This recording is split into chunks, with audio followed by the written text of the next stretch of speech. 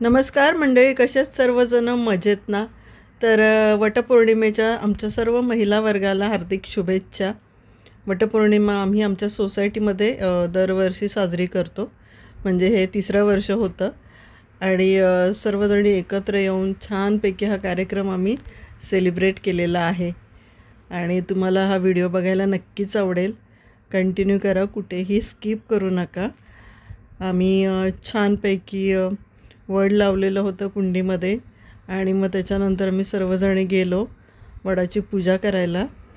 तर सोसायटीमध्ये पूजा करतो त्याचा फायदा असा आहे की सर्व महिला एकत्र येतात आणि छानपैकी आम्ही फक्त पूजाच करत नाही तर कार्यक्रम एन्जॉयसुद्धा करतो.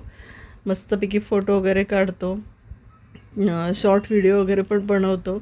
तर एक वेगळीच मजा त्या दिवशी करत असतो आम्ही सर्वजणी मिळून.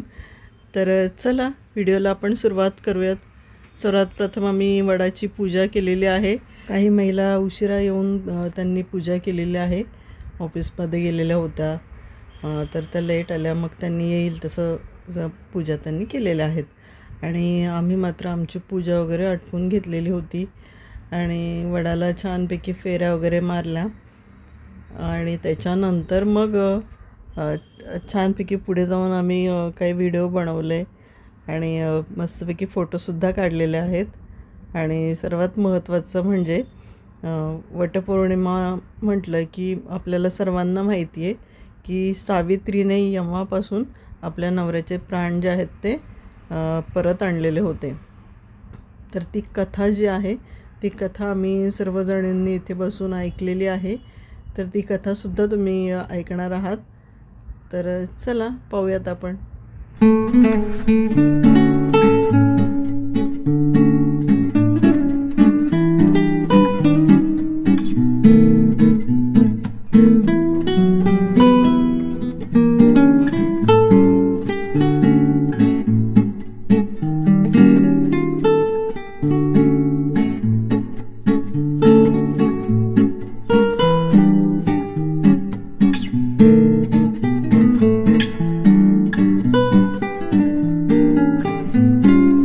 वडाची पूजा करून झाल्यानंतर सर्वजणींनी एकमेकींना हळदी कुंकू लावून ओट्या भरलेल्या आहेत.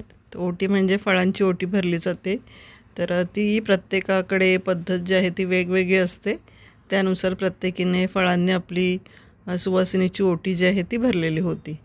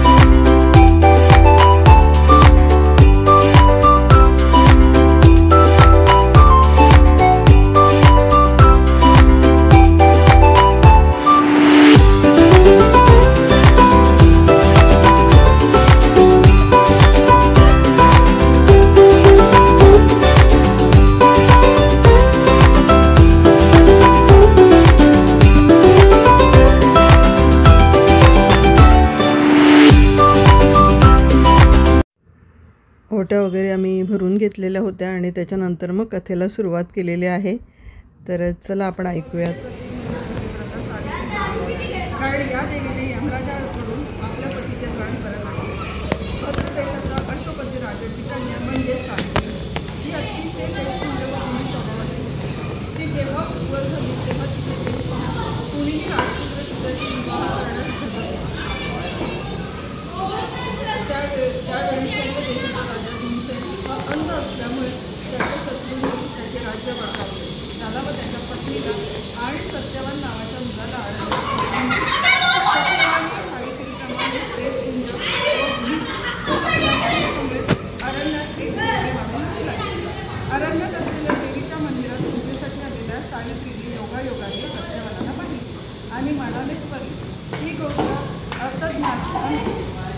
ज्ञानाने नारद मुनींनी ओळखली व सत्यवान हा अल्पयुषी आहे तेव्हा त्याच्याशी विवाह करू नको असा सल्ला नारद मुनींनी सावित्रीला दिला. तरीही सावित्री राजवैभव सोडून सत्यवानाशी विवाहबद्ध झाली. 1 वर्षानंतर लाकडे तोडण्यासाठी जात असलेल्या सत्यवानाबरोबर ती निघाली. वडाच्या झाडावर बसून लाकडे तोडत असताना अचानक सत्यवान झाडावरून कोसळला आणि आपल्या मांडीवर घेऊन सावित्री देवाचा धावा करीत असता त्याचे प्राण नेण्यासाठी यमराज रात्री आले. तिची पतीवर असलेली निष्ठा आणि प्रभाविततेस पाहून यमराज आश्चर्यचकित झाले आणि सत्यवानाचे प्राण परत दिले नव्हे तर तिच्या सासऱ्याला डोळे कापत होऊन त्यांचे गेलेले राज्य मिळाले. मुलं बाळांनी समृद्ध झाले. शेवटी दीर्घायुष्य प्राप्त झाल्यावर सावित्री व सत्यवानाला स्वर्ग मिळाले.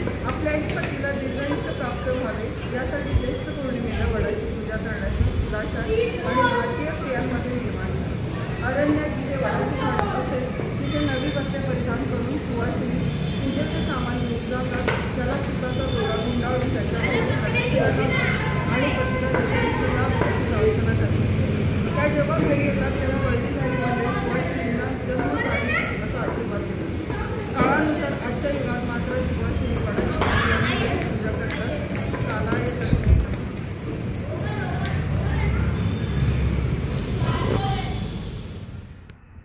कथा ऐकून झाल्यानंतर आम्ही फोटो काढले आणि त्याच्यानंतर मग मी तुम्हाला म्हणाले तसं की काही जणी लेट येऊन पूजा करत होत्या. तर इथे मुलांना आम्ही सांगितलेलं होतं फळं उचलायला, कारण हल्ली मुलं काही फळं वगैरे उचलायला जात नाही. तर त्यांना सांगितल्यानंतर ते गेले आणि त्यांनी तिथली फळं उचललेली आहेत. तर प्रत्येकजण येऊन आपापली पूजा करत होता मागून येऊन आणि त्याच्यानंतर मग आम्ही केलेलं आहे ते छानपैकी रॅम्प वॉक.